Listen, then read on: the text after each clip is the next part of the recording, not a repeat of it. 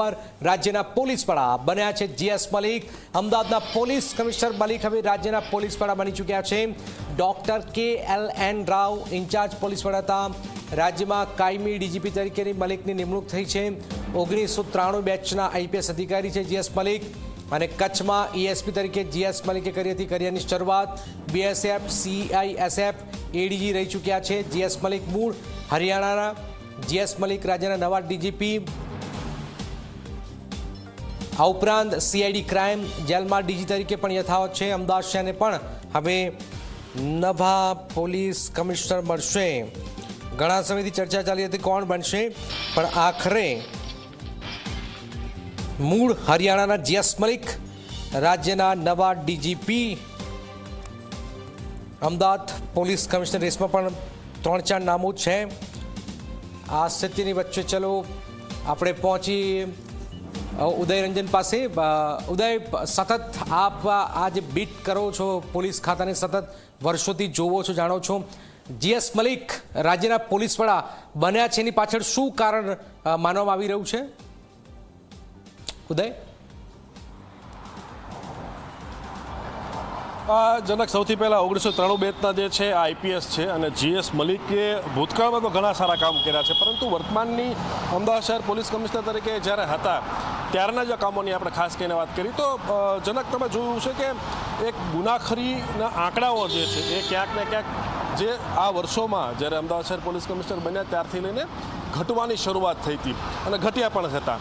તો ગુનેખારોને એક ચોખ્ખો મેસેજ જે છે દેવા માટેથી જીએસ મલિક જે કટિબદ્ધ હતા। અને એક બીજો, હમણાં તમે છેલ્લા ઘણા સમયથી આ તો ઘટનાની આપણે વાત કરી શકીએ જનક, એક ઘટનાઓ જોઈએ છે કે કોઈ પણ ગુનેગાર હશે, કુખ્યાત ગુનેગાર હશે, અને ગુનો આચર્યો છે, ત્યારબાદ એ પકડાયો છે, પકડાયા દરમિયાન એનું પોલીસ સાથેનું ઘર્ષણ હશે, ઘર્ષણ દરમિયાન જે છે પોલીસ દ્વારા ફાયરિંગ કરી પગમાં ગોળી મારવામાં આવેલી હશે। તો એક સ્પષ્ટ સંદેશ ગુનેગારોને કે જો તમે કાયદામાં રહેશો તો જ ફાયદામાં રહેશો, નહીતર પોલીસ જે છે એ તમને કાયદાનો પાઠ ભણાવશે। આવી ઘણી 2 થી 3 ઘટનાઓ જે છે આ પ્રકારે સામે આવી હતી કે જેમાં ગુનેગાર ઉપર ફાયરિંગ કરવામાં આવેલા હતા। તો સ્પષ્ટ સૂચના હતી અમદાવાદ શહેર પોલીસ કમિશનરની કે સામાન્ય પબ્લિક કે સામાન્ય પ્રજા છે એને ગુનેગારો તરફથી ક્યારે પણ તકલીફ ન થવી જોઈએ। બીજી જો વાત કરવામાં આવે તો એડમિનિસ્ટ્રેશનના ખૂબ જ પાવરફુલ માણસ છે। પડતર પ્રશ્નો જે હોય છે, છેલ્લે આપણે ઘણા વખત સમાચારના બ્રેકિંગ પણ કરેલા છે જનક, કે 5-5, 7-7, 10-10 કે 15-15 વર્ષથી પોલીસ કોન્સ્ટેબલ જે છે એકની એક જગ્યા પર પોતાની ફરજ બજાવી રહ્યા હતા। આવા પોલીસ કોન્સ્ટેબલની જે છે ઓળખ કરી એમણે ખાસ સોફ્ટવેર જે છે બનાવેલો હતો। એ સોફ્ટવેરની અંદર તમામ પોલીસ કર્મચારીઓનો ડેટા ભરવામાં આવતો હતો।